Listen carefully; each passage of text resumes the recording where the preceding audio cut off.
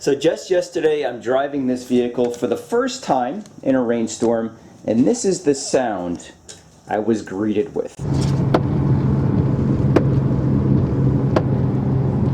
Now I bought this vehicle roughly 2-3 months ago, and when I first looked at the vehicle it had a nasty crack in the windshield. And the agreement I made with the seller, replace that windshield and I will buy the vehicle. So he had that done on his own dime. What I suspect happened when the shop completed the repair, they did not reinstall the wiper arm correctly. It's really not their fault. I'll show you why in a moment, but let's adjust that. Now if you look closely enough, there's an indentation where you can slip a small screwdriver, a plastic tool, and pop off this cap. Do not use a screwdriver. This is much better.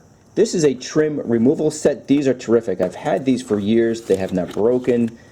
And these are awesome if you're replacing a radio, for example, inside the cabin and you don't want to scratch up any of the dash components. I'll have a link for this tool set in the description box below, but this is fantastic because now we can easily remove this cap and not damage anything. This is just a little bit of penetrating oil and 13mm fastener. Now if you look closely, this will not come off its mount. There are some videos that say just rock it, put a lot of pressure into it. I don't want to do that because I'm worried it will damage the wiper motor, and that's a lot of money and more work. So we can pull this off using a puller. Now this is what the puller looks like. It's inexpensive, less than $15 off Amazon. Certainly a lot less than if you had to replace the wiper motor. I'll set this up and now we can pull off this wiper arm. So place this underneath the arm, bring this down. Okay, and then we can rotate this. Double check, make sure everything looks okay.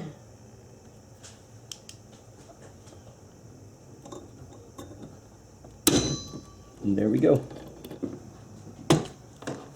Okay. Now what I did before I started this job, I used the windshield washer fluid because I can see precisely where the wiper arm sat, or the wiper blade I should say. So I'm just going to reposition this just a notch lower. So if you look, you have little teeth in here. So I'm just essentially the next maybe tooth down, just rotate that arm a little bit further down, reinstall it, and then we can test it. And at this point, always a good idea, white lithium grease. This stuff is terrific.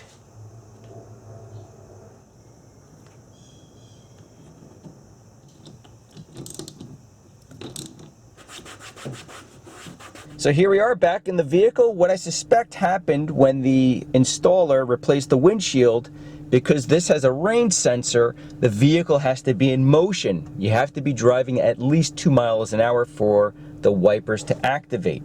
And what I suspect happened, he couldn't activate the wiper and couldn't test to see if everything is installed correctly. But why not just turn on the windshield wiper fluid? And now we can see everything is in good shape. The passenger side is a little too high, so I'm just going to adjust that one off camera. But that's all it takes. So thank you so much for watching. I hope this helps a number of you out there, and see you next time.